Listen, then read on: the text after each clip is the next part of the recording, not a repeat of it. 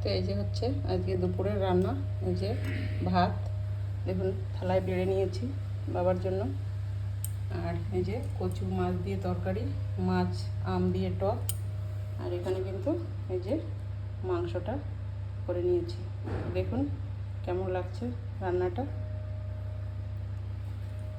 মাংসের তরকারি, মাছের তরকারি, টক, ভাত। আর শাকটা কিন্তু আমি দেখিয়েছিলাম, এই দেখুন লাল শাকটা, এটা কিন্তু রান্না করিনি, কেন কি আমি কেটে ধুয়ে ওটা গুছিয়ে নিতে পারিনি, তো এই কারণে কিন্তু রান্নাও হয়নি।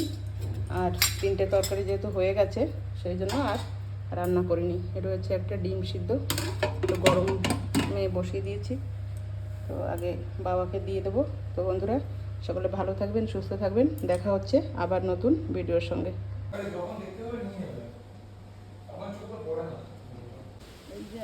দেখুন বন্ধুরা, মা কিন্তু এই যে এখন কিন্তু সবজির চাষ করা শুরু করে দিয়েছে।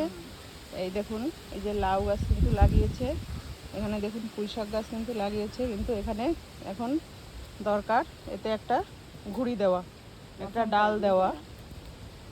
তো কিভাবে কি করব, এই যে হচ্ছে জায়গাটা, তো আমাদের এই যে ঘরের পিছনে। আর দেখুন আমাদের লেবু গাছটা কিন্তু বেশ ভালোই বড় হয়েছে, আর সারা বছরই কিন্তু 2-4টে করে কিন্তু লেবু হতেই থাকে। আর যখন লেবুর সিজন তখন কিন্তু ফুল মানে গাছে পুরো ভরাই থাকে, কিন্তু এখন 1-2টো এখানে ওখানে আছে, বেশি নেই।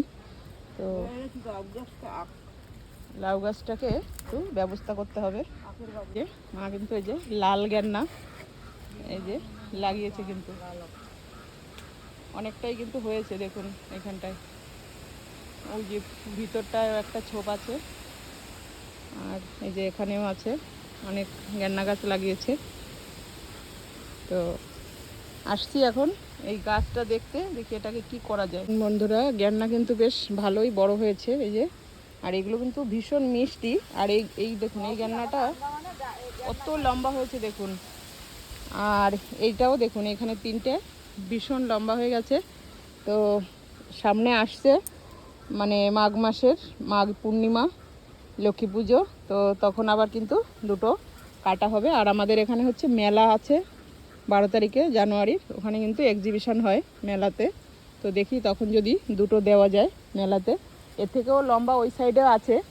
তো যে এগুলো কিন্তু লাগিয়েছে, কিন্তু গেন্নাতেও কিন্তু একটু যত্ন করতে হয়, মানে পেলা বাঁধাতে হয়, সোজা করে বাঁধতে হয়, তো যত্ন করার মতো সেরকম কেউ নেই, মা একা একাই যেরকম পারে এদিকে লাগিয়ে রাখে, তো সেগুলোই কিন্তু আমরা খাই। আর এই গেন্নাগুলো কিন্তু একদমই নরম, একদমই দাঁতে মানে ইয়ে হয় না, তেমন বেশি জোর লাগে না, এমনি দাঁত মানে মুখেই ছিলে খাওয়া যায় এটা। তো দেখুন সুন্দর হয়েছে কিন্তু গেন্নাগুলো।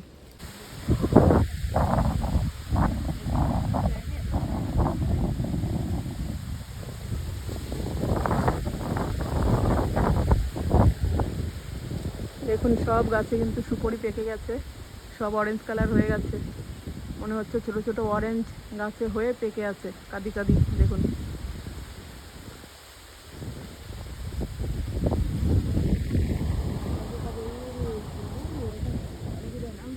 কত সুন্দর, দেখুন আকাশে সাদা আকাশি মেঘে ছেয়ে আছে, আর চারিদিকে দেখুন নারকেল গাছে ভরা। আমরা কিন্তু পুরোটাই মানে বাগবাগিচার মধ্যেই থাকি এবং জঙ্গল, তো আমাদের পরিবেশটা কিন্তু এরকম, কিন্তু শান্ত নির্জন সুন্দর একটি পরিবেশ আমাদের। তো আপনাদের কেমন লাগছে অবশ্যই কমেন্টসে লিখে জানাবেন। তো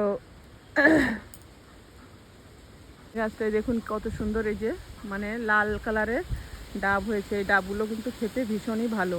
আর এই যে এই পাশটা কিন্তু সবুজ, তো সবুজটার থেকে লালটার জল কিন্তু ভীষণ মিষ্টি হয়, আর নারকেলটাও খুব ভালো হয় খেতে। দেখুন বন্ধুরা আমাদের সুপারির সাইজগুলো কত বড়, এই যে এইগুলোই কিন্তু ওই যে গাছে কিন্তু হয়ে আছে, এই যে পেকে আছে, এরকম বড় বড় হয়। আর লেবু দেখুন এই যে গাছে কিন্তু বেশ কয়েকটা এখানে ওখানে লেবু আছে, হাওয়ায় খুব হাওয়া চলছে, হাওয়ায় দুলছে।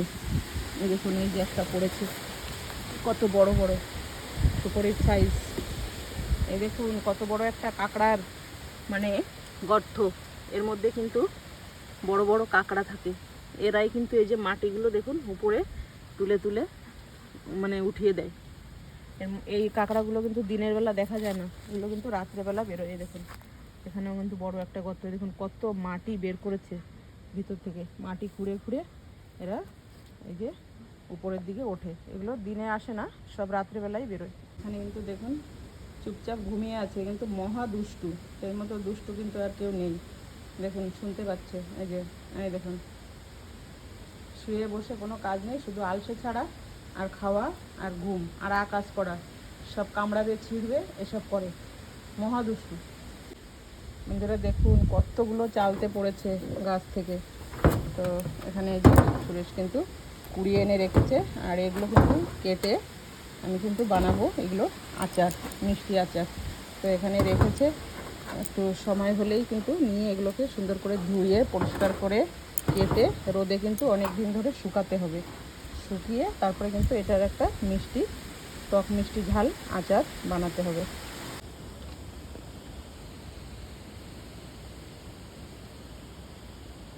বুদ্ধজি দেখুন একভাবে কিন্তু ধ্যান করে যাচ্ছে বসে বসে মহাদেবের পাশে।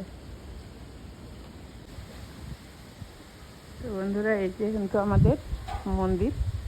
তো দেখুন মন্দিরে চলে আসলাম। এই যে হচ্ছে তুলসী মণ্ডপ। তো তুলসী গাছটা একটু রোদের জন্য ঝিমিয়ে গেছে। আর এই যে হচ্ছে আমাদের কিন্তু ঠাকুর ঘর। তো দেখুন দুপাশে দুটো ঠাকুরের আসন বসানো আছে। এর পাশে সমস্ত দেব দেবী মূর্তি আছে, আর এই দিকটায় কিন্তু আমার ঠাকুরের ফটো আছে। তো বৌমা এই যে পুজো দিতে গেছে, এখন এই যে বসাচ্ছে সমস্ত কিছু ভিতরে।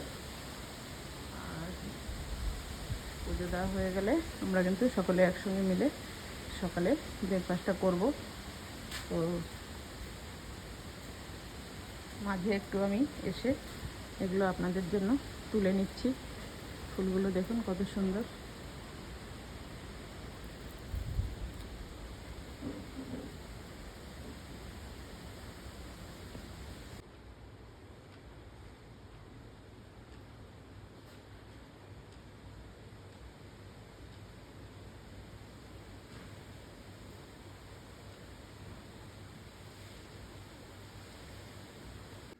একটু এদিকে আসো।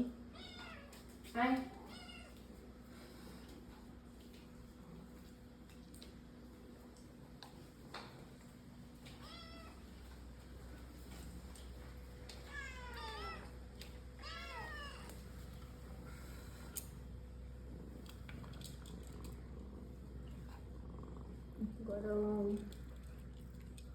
একটু খাওয়া